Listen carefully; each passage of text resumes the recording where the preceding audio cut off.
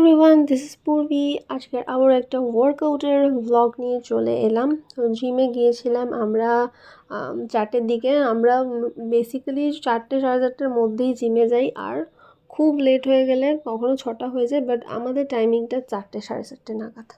তো ফাইনালি জিমে চলে গেছি। আর অ্যাজ ইউজুয়াল জিমে সবসময়ই ভিড় লেগে থাকে। মানে আজ পর্যন্ত দেখলাম না যে কোনো টাইমেই যাই না কেন জিমে ফাঁকা রয়েছে, সবসময় ভিড়।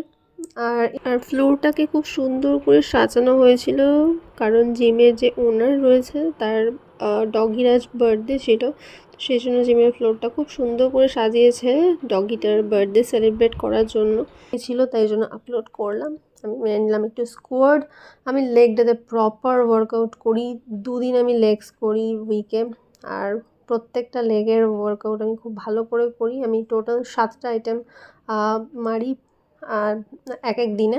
তো 2 দিন আমি লেগস করি।